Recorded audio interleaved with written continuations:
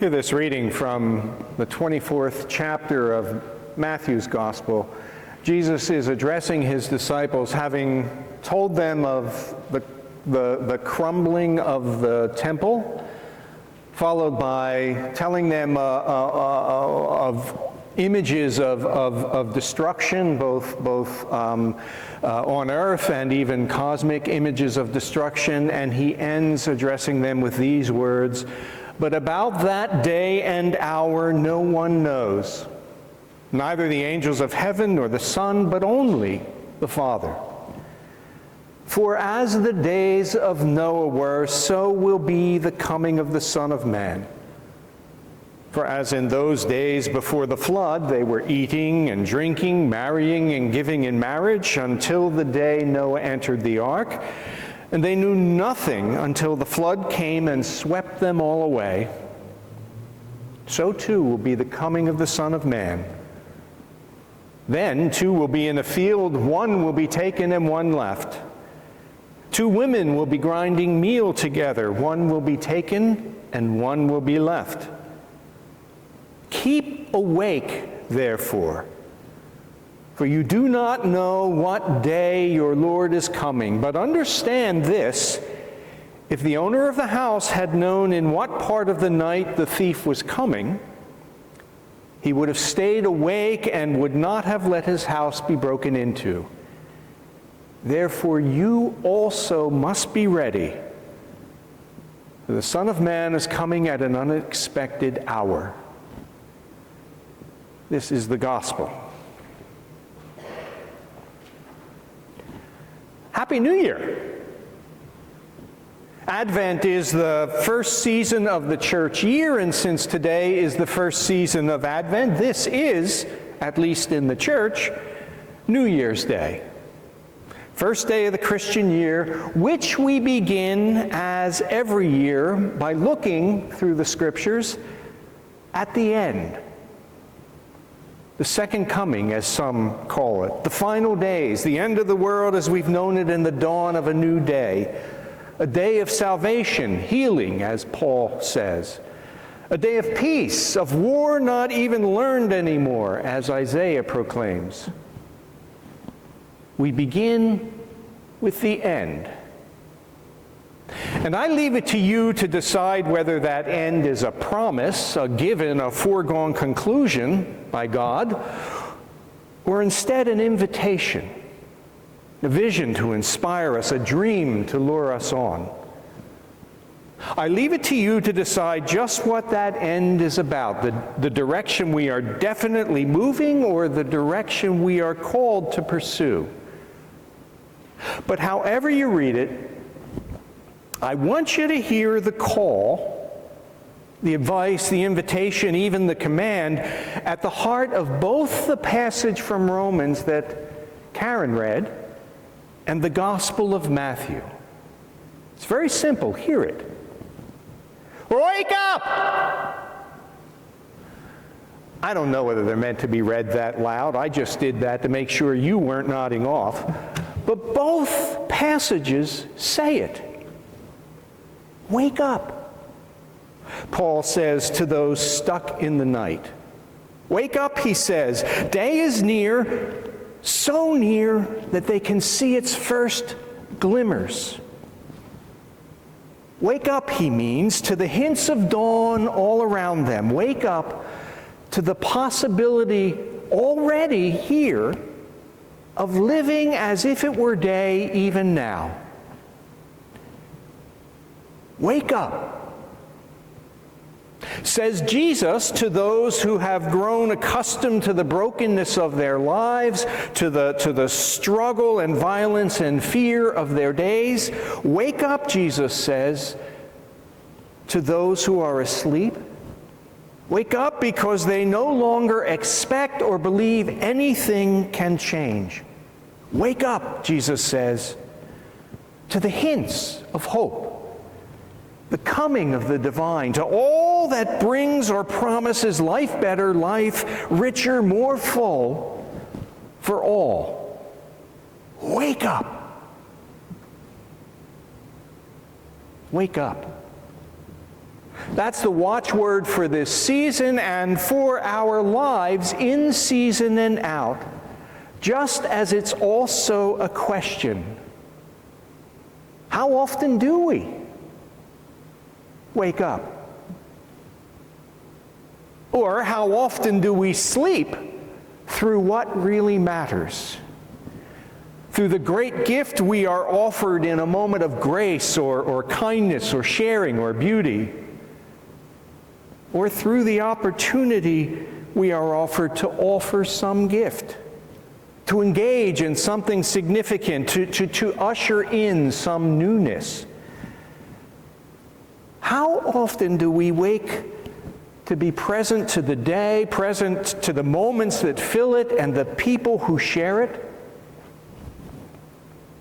I ask that as one who knows that I often do not awake, that I sleep through much of what really matters, too bogged down in chores, too lost in thought, too distracted by everything I must do or think I must do to awaken. One of the things I miss most about being the parent of young kids is the constant reminder they are, the constant invitation to be awake. A simple trip to the store, any store, would take forever because everything struck their fancy. Everything caught their attention. Everything called out to be noticed. Well, I was intent on finding exactly what we were there to get. They would be lost in delight. Look at this, Dad. Oh, Dad, over here, look at this. Did you see that, Dad? No, I didn't.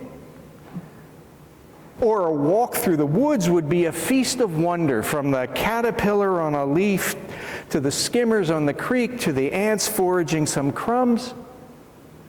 Theirs was a world of marvels filled with gifts. I dare say filled with the divine. Though we lived in the same world, they were awake and were a constant invitation for me to waken too. And you? Are you awake to the wonder in your days, to the nearness of holiness, to the feel of the divine breath on your neck, to the gifts that are being given? Are you awake? Present in your days, present to those around you, present to what's happening right in front of you, present to the gifts, the wonders and delights, to the divine who comes to you in every moment, in every encounter? Are you awake? Not long ago, I read the story of a woman who woke up. It happened, of all places, in a McDonald's near her suburban home. She'd gone there with her husband and 2 children for dinner, and while they waited in line, she noticed how quiet the place had suddenly gotten, and noticed too a rather strong, unpleasant odor. She turned to see in the line next to her 2 homeless men, their clothes filthy, the odor coming from their long unwashed bodies. Now, this being the outer suburbs, homeless men were not a usual sight and not a welcome one. Almost everyone in the McDonald's was staring at them, and almost everyone else in line had backed away from them. And she too was about to back away like the others, bothered that her nice family time had been invaded by such unpleasantness, except that her eyes met the eyes of one of those 2 men. And that is when she woke up. What she saw in those eyes was not homelessness, not poverty, not irresponsibility or victim or problem, but simply human. someone like her.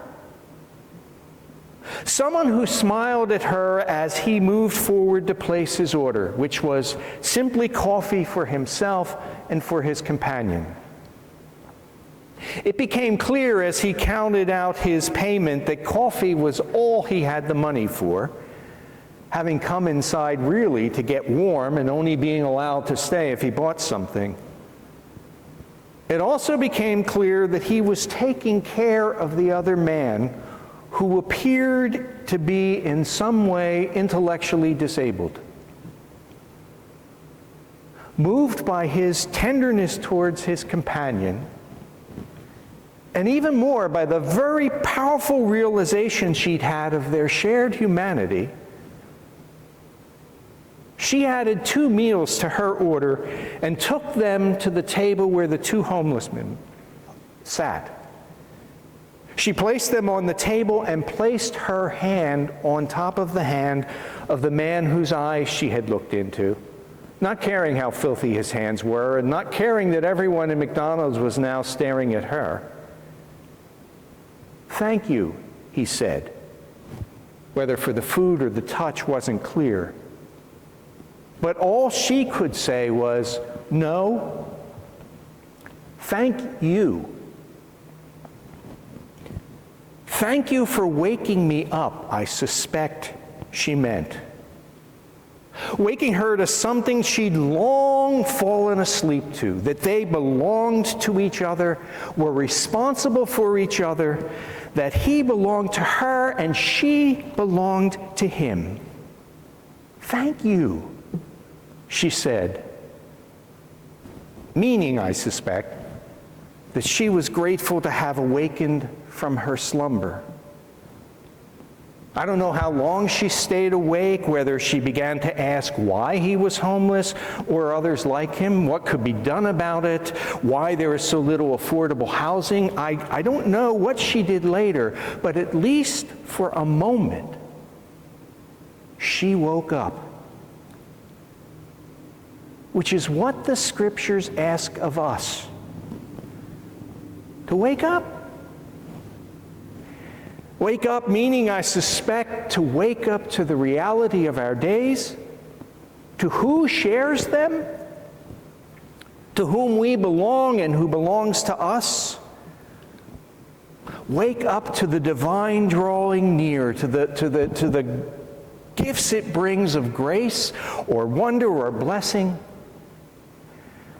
Wake up to the divine drawing near in moments that call us, that ask us to give some gift, even ourselves, that ask us to take up some task or to make some blessed difference. Wake up. It's what Paul invites us to. It's what Jesus invites us to. It's what this season invites us to wake up. Wake up and be present in your life. Wake up and be present to your life. Wake up and be present to the coming of the divine, to the nearness of holiness. Wake up and be present to what and who really matters. To receive the gifts this day holds each day. To hear the call this day holds. To give yourself to what is worth it this day. Wake up and live. I pray I will. I pray we will. I pray at least for this season, we all will. In fact, let's pray that together as we rise and we sing the hymn. It's printed in the bulletin. The tune is 192 from the hymnal. Waken us, O God.